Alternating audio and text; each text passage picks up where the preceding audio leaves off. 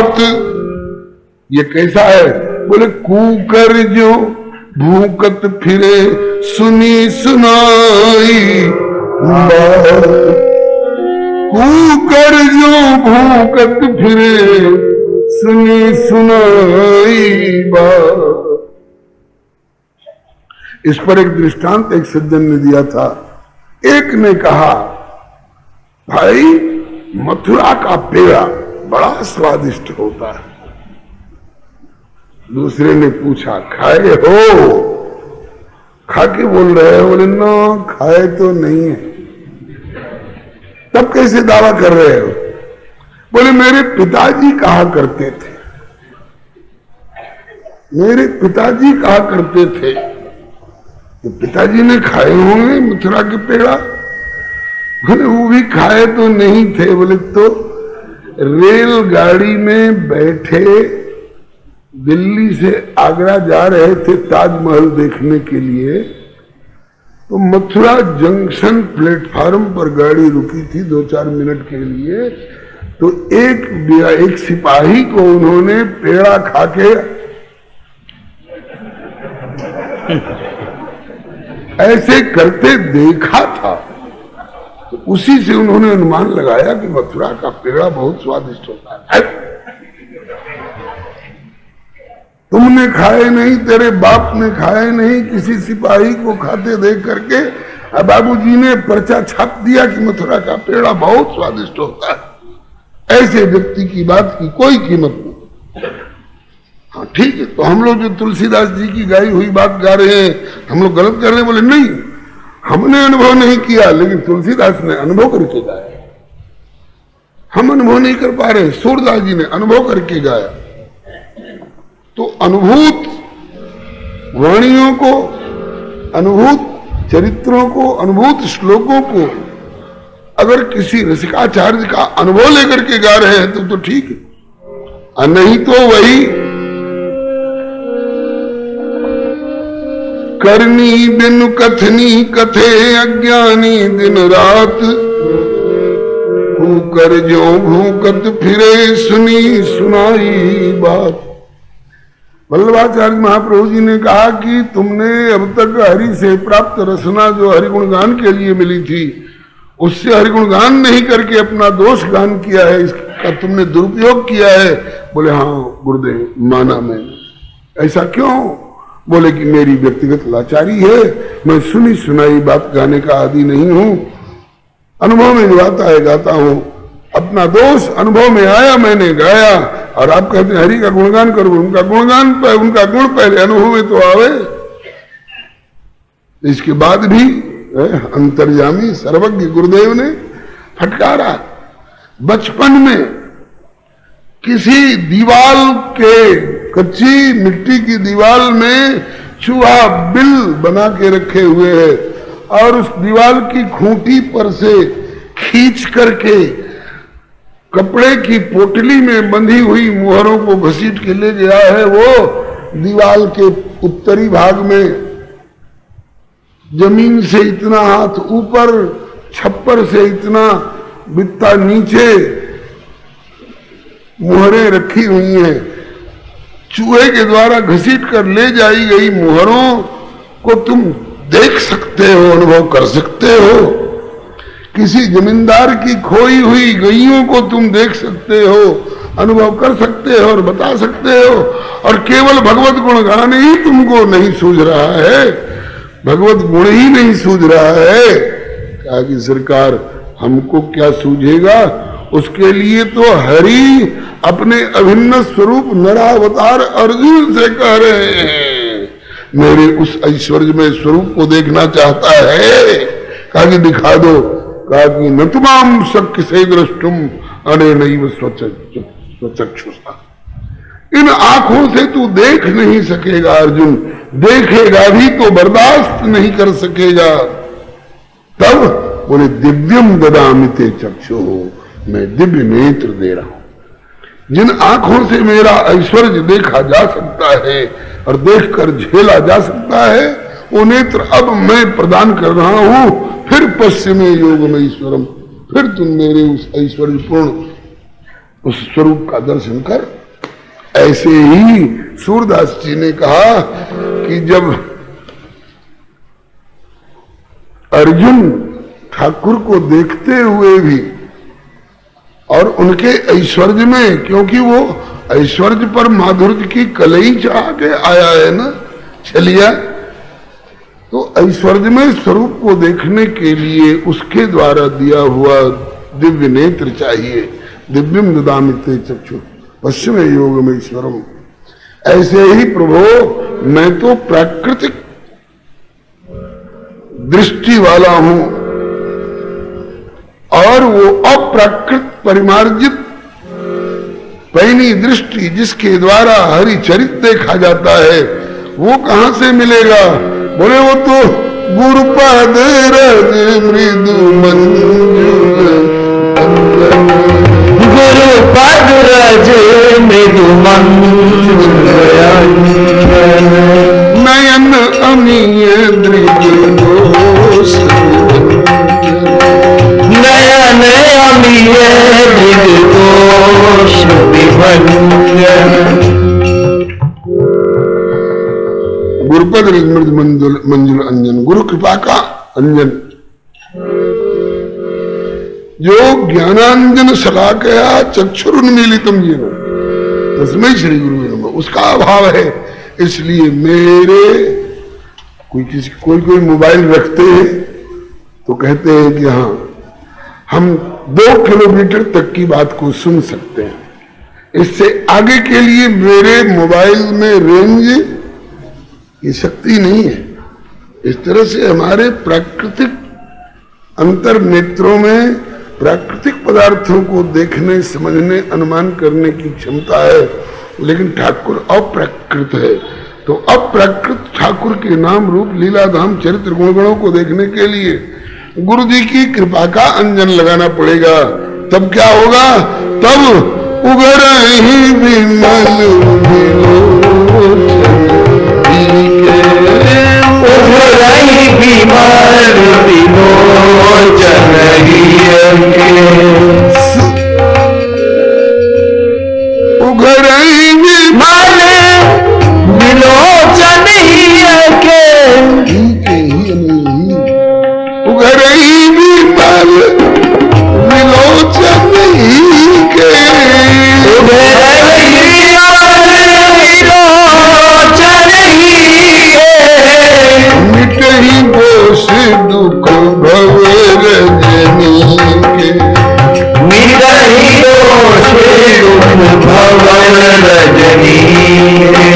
और सूझे रामचरित मनमानिक,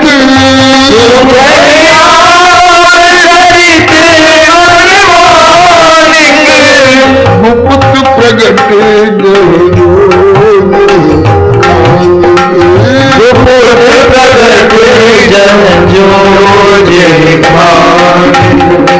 गुरु कृपा का अंजन जब लगा, तब श्री सूरदास जी, सूरसागर वाले सूरदास जी समझ गए श्री वल्लभाचार्य महाप्रभु जी कि अब ये गुरु कृपा की याचना कर रहा है साधक। तो चट कृपा करी, ब्रह्म संबंध दिया, और सचमुच में वो चूहे के बिल की मुहरें और जमींदार की खोई हुई गईयों को देखने मात्र तक जो दृष्टि सीमित थी, झट गोलोक में पहुंच गई। और नंद द्वार पर ग्वालों का और नंद प्रांगण में गोपियों का जो उत्सव मन रहा है कन्हैया के जन्म का, वो सूझने लगा। और सूरदास ने गाना शुरू कर दिया, ब्रज भयो महर के पूत। ये सूरदास जी का लीला संबंधी, भगवत गुणगान संबंधी प्रथम पद बताया जाता है। ब्रज भयो महर के पूत जब यह बात सुनी, ब्रज भयो महर के पूत जब यह बात सुनी, सुनी आनंदे सब लोग गोकुल गनक गुनी, सुनी आनंद रे सब लोग गोकुल नगर ब्रज पूर्ण पूरे पुण्य रुपी कुल सुथिर थुनी ब्रज पूरन पूरे पुण्य रूपी कुल सुथिर धुनी ग्रह लगन नक्षत्र पल सोधि कीमी वेद धुनी ग्रह लगन नक्षत्र पल शोध कीनी वेद धुनी सुनी धाई सबे ब्रज नारी। अब तक चूहे के बिल की मोहरें दिखाई पड़ती थी, खोई हुई किसी जमींदार की गऊएं दिखाई पड़ती थी, और अब नंद महल की ओर दौड़ती हुई ब्रजांगनाएं दिखाई पड़ रही है।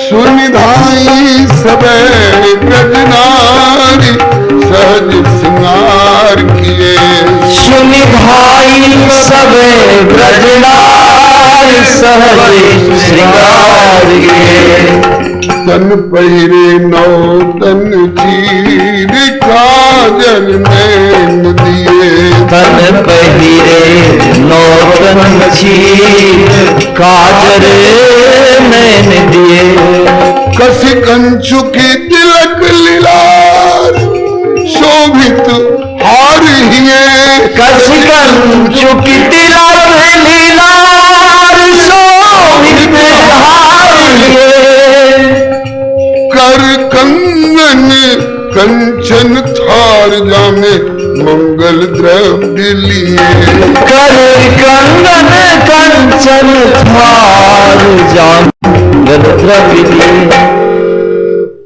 ये अनुभव में आया। ये अनुभव पूर्ण वाणी जब गाना शुरू किए उसके बाद वो तो रसिक जनों के जीवन के लिए पर्याप्त होगा ही, कल्पना नहीं है। गोस्वामी जी से पूछा गया रहीम जी के द्वारा,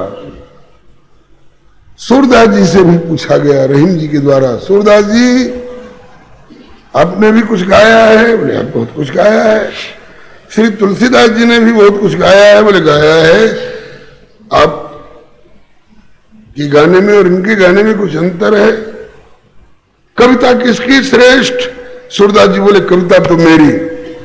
वाह, इतने बड़े भक्त महानुभाव होकर के अपने मुख से अपनी कविता की बड़ाई कर रहे हो, और वो भी श्री तुलसीदास जी की तुलना में लाज नहीं आती? मित्रता का मंडल था। तो श्री सूरदास जी बोले कि यार तुमने कविता की दृष्टि से पूछा, इसलिए मैंने कहा कि कविता तो मेरी, और अब कह रहे हो कि कविता है आपकी और तुलसीदास जी की। तो बोले उनकी कविता है थोड़े, उनके तो जो कुछ वाक्य निकले हैं वेद मंत्र हैं, वेद मंत्र हैं जी, वेद मंत्र हैं। हम उनकी बराबरी क्या कर लेंगे? वारे सूर दादा, क्या प्यारा उत्तर दिया, वो स्वामी जी की वाणी को सम्मान दिया। ऐसे ही रहीम जी बहुत प्रसन्न हुए सूरदास के इस उत्तर पर। फिर इसके बाद तुलसीदास जी को छेड़ा। तुलसीदास जी, हाँ कहिए मित्र। रहीम जी कहा कि आपने भी कुछ गाया है? बोले गाया है। सूरदास जी ने भी कुछ गाया है? बोले गाया है। दोनों में कुछ अंतर है? बोले जमीन आसमान का अंतर है। क्या अंतर है? तो वो स्वामी जी बोले कि मैंने तो वह लिखा है जो संतन सन जस किछ सुने तुम्हें ही सुनाऊं सो, जो मैंने सुना था सो गा दिया। और सूरदास जी बोले सुनी हुई बात नहीं गाते हैं, वो तो जो अनुभव में आए सो गए। सूरदास जो देखे सो गाए है, तो नेत्रहीन पर वर्णन करते आंखों देखी है, तो नेत्रहीन पर वर्णन करते आंखों देखी। भाषा शैली भाव भक्ति लख बिसर जाहि कवि शेखी। भाषा शैली भाव भक्ति लख कवि सेखी। कितने मान के दूर, कितने मान के दूर गुमान गरूर हो गए। कितने मान के मान गुमान गरूर हो गए। साहित्य गगन के सूरज महाकवि सूर हो गए। साहित्य गगन के सूर्य महाकवि सूर्य हो गए। गोस्वामी जी आपने लिखा है उसमें, और सूरदास जी ने गाया उसमें, जमीन आसमान का अंतर है भैया। क्या अंतर है? बोले मैंने जो सुना है सो लिखा है, और उन्होंने जो आंखों से देखा है सो लिखा। सूर होकर की आंखों से देखा है, बोले हाँ, जिससे देखा जाता है, अनुभव किया जाता है, गाया जाता है, वो हृदय की आंखें होती हैं। सूरदास जी की हृदय की आंखें खुली हुई। और अंतर है, क्या अंतर है? बोले मैं जिनका गुणगान कर रहा हूं उनका दास हूं, और मैं जिनका गुणगान कर रहा हूं उनके वो सखा हैं। तो सखा में और दास में तो अंतर होगा ही। दास का पद सखा की बराबरी नहीं कर सकता, ये अंतर है।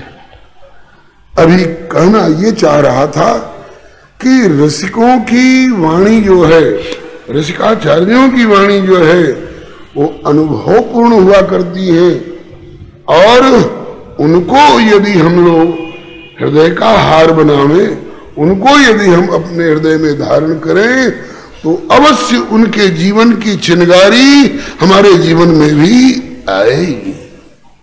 सिनेमा की धुन के गीत ठीक है, दृश्य वही है, लेकिन उन गीतों को गाने में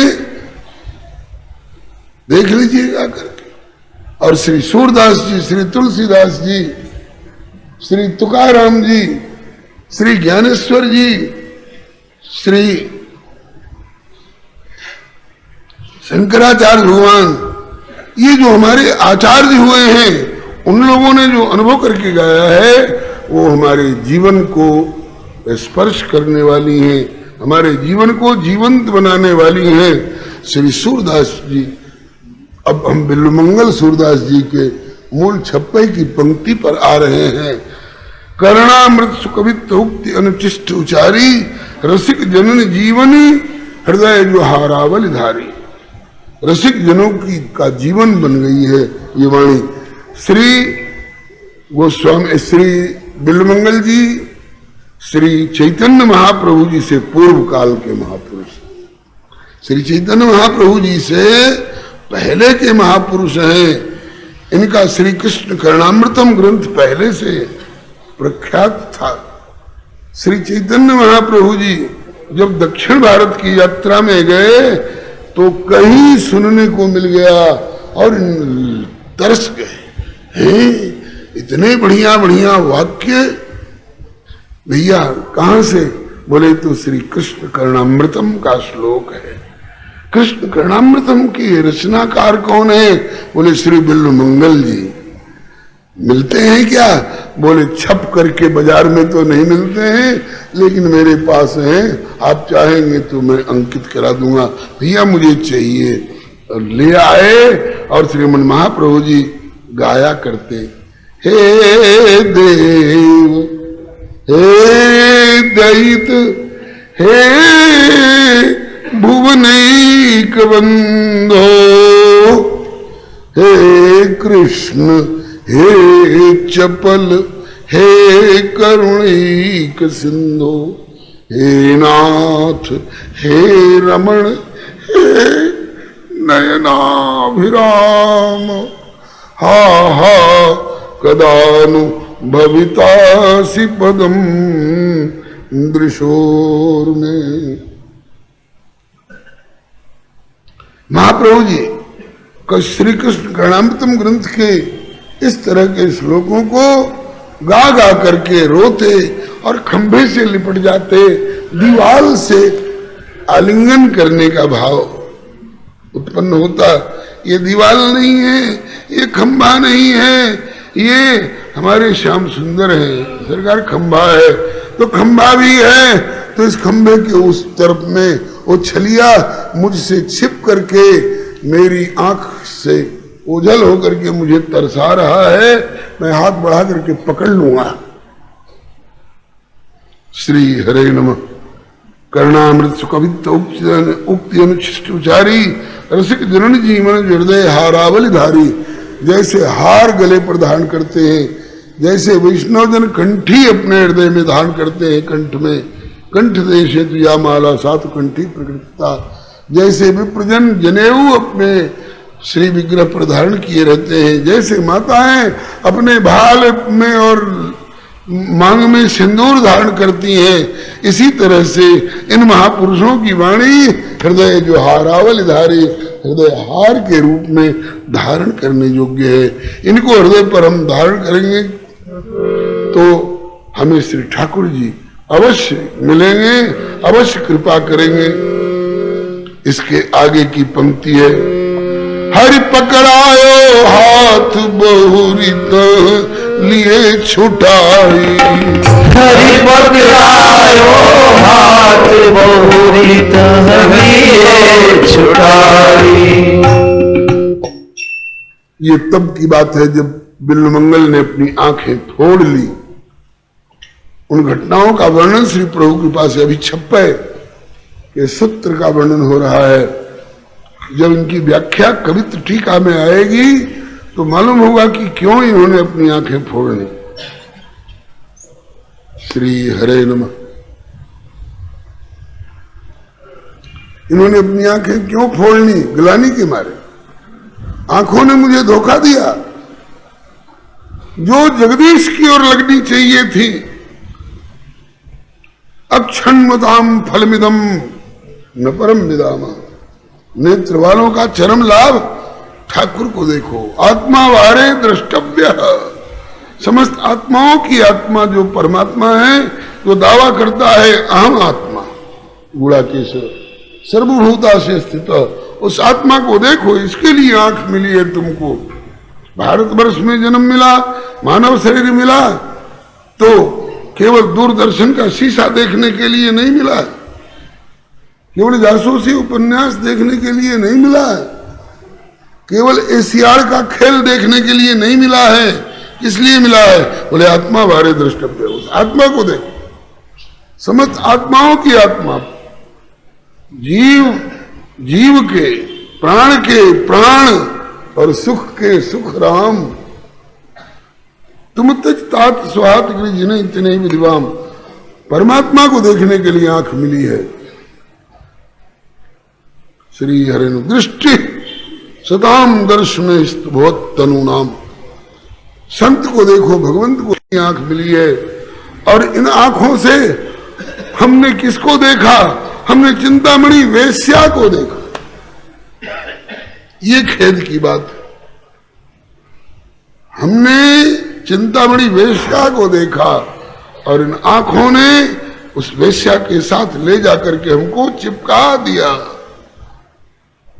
फिर वहां से फटकार मिली। उसके बाद फिर एक गृहस्थ की सुंदरी पत्नी जो सरोवर पर स्नान कर रही थी, उसको देखा।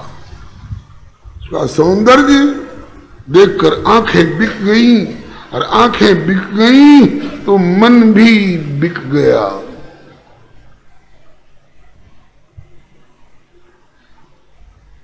मन समान राजा नहीं। मन राजा है, मन समान राजा नहीं, और दृग सम नहीं दीवान। दृढ़ नेत्र से सरीखा दीवान मंत्री कोई नहीं है। दोनों का बड़ा ही घनिष्ठ संबंध है। कैसे? बोले दृग दीवान जही आदरो। दृग रूपी दीवान जिस पर दीवाना हुआ तो मन ते ही हाथ बिकान।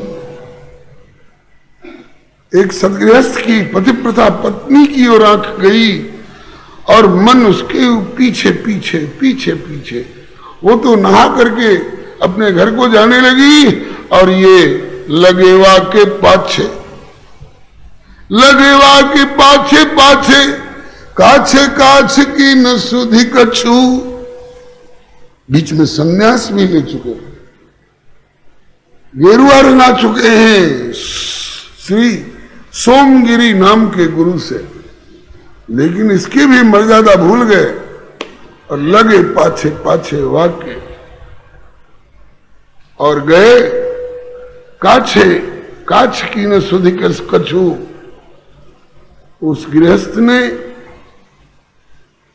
उनकी पत्नी तो घर के भीतर चली गई, गृहस्थ सज्जन उसके पति देव आए, कहिए भगवान कहां से आना हुआ है? बोले कि भवाटवी में भटकता हुआ आ गया हूं। यहां किस प्रयोजन से विराजमान है, आपकी क्या सेवा करूं? ये उनमें से था गृहस्थ।